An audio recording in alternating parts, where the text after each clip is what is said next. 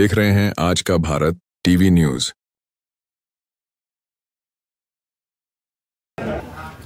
फालतू बोलायचं ना माझ्याशी। घेऊन जावा त्याला छत्रपतीमध्ये हा डॉक्टर पॅनलला रिफर करा ना गव्हर्नमेंट छत्रपती दिली पाहिजे। एक कॉन्स्टेबल ठेवा तिकडे। फसवणूक करता रोज आम्ही बोलतोय काय लावलाय तू? मी बोलतो तुझी नोकरी घेईन मी। प्रायव्हेट पॅनल डॉक्टर हा तुम्ही असताना संपूर्ण फॅमिलीला मारलंय। 10 दिवस झाले तुम्ही आरोपी अटक करताय आणि खोटं उत्तर देता मला। मी जे बोलतो ते बोलायचं। रक्षा हॉस्पिटल प्रायव्हेट हॉस्पिटल लाज वाटत नाही शाबूल करताना। मंत्री महोदयांना मागच्या वेळीमध्ये फसवलं तुम्ही। तुम्हाला तलब केलं होतं तिकडे पण तुम्ही काय बोललं नाही। मी काल जॉईंट सीपी सत्यनारायण चौधरी साहेबांशी बोललो। त्यांनी सांगितलंय खोटं बोलताय तुम्ही। हिंदूंनी जगायचं की नाही जगायचं? नाही तुम्ही इकडे बसतो जोपर्यंत सीएम साहेब नाही तुम्ही उठणार नाही। काय करू बोला? हिंदूवरती असा अत्याचार करता असं मला बोलून ठेवलं तुम्हाला। मी येऊ काय आता रक्षा हॉस्पिटलमध्ये? काय लाचारी आहे तुमची? पॅनलसाठी तुम्ही शिफारस केलाय का? काय बोलता हो? लाज वाटत नाही तुम्हाला? खोटं बोलता। अरे पूरे परिवार को हमारा 70 वर्ष की माँ को मारा, 22 वर्ष की लड़की को मारा, 15 वर्ष की बेटी को मारा, पॉस्को उसको सब लगाना चाहिए। कुछ नहीं कर रहा है। पैसे काय मला आज अटक पाहिजे नाही तर मी बसू का आंदोलन सांगा। मी मंत्री मोदी आले सारे झूठ बोलता आपको।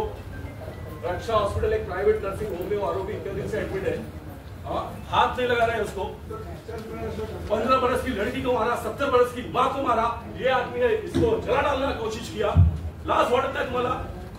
तो आप बैठ जाऊंगा इधर जब तक नहीं अरेस्ट करते। ये हिंदू का जीना मुश्किल कर दिया है।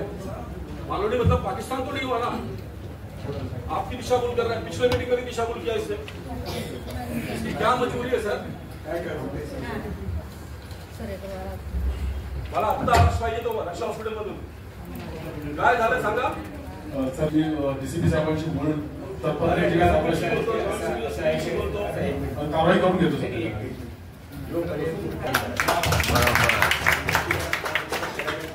हॉस्पिटल 6 महिने अजून प्रायव्हेट हॉस्पिटल राहणार आहे। मी त्याने अरेस्ट करणार नाही का? चांगली तुम्ही मार्क काढून दिला तो हॉस्पिटलमध्ये ऍडमिट व्हा। काय करणार नाही तुम्हाला? तुम्ही जाऊन अरेस्ट करण्यात इथे बसला।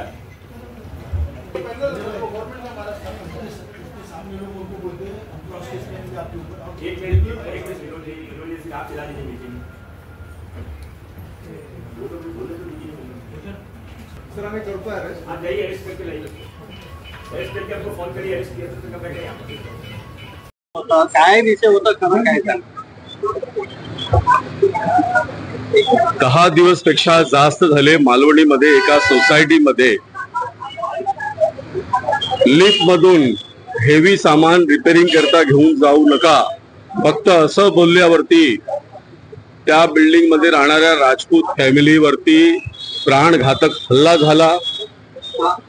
60 वर्षापेक्षा जास्त त्यांच्या आईवर हल्ला झाला। 15 वर्षाची मुलगी, 22 वर्षाची मुलगी, त्यांची पत्नी, त्यांच्या स्वतःवर संपूर्ण कुटुंबावरती यांनी त्यांना जाळायचा प्रयत्न केला।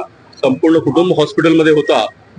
पोलीस एका आरोपीला सुद्धा अटक करत नाही। वारंवार वरिष्ठ अधिकाऱ्यांशी संपर्क होतोय पण आज पालकमंत्री मंगलबाद लोढा यांच्या मीटिंग मध्ये सुद्धा मालवणीचे सिनियर पीआय यांनी दिशाभूल केली।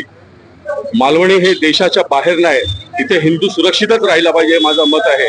आणि पोलीस खोट्या आरोपात क्रॉस केस करण्यासाठी जर आरोपींना मदत करत असेल तर अशा अधिकाऱ्यांना मी सोडणार नाही। पण पोलिसांवर दबाव आहे का लोकल आमदारांचा? या कोणाचा दबाव असो किंवा नसो, पोलिसांनी जो कायदा आहे, कानून आहे त्या हिशोबाने काम केलं पाहिजे। 10 दिवस 4 टीम बनवून सुद्धा जर आरोपींना अटक होत नसेल तर सामान्य व्यक्ती जाणार कुठे? त्याच्या सुरक्षिततेचा काय?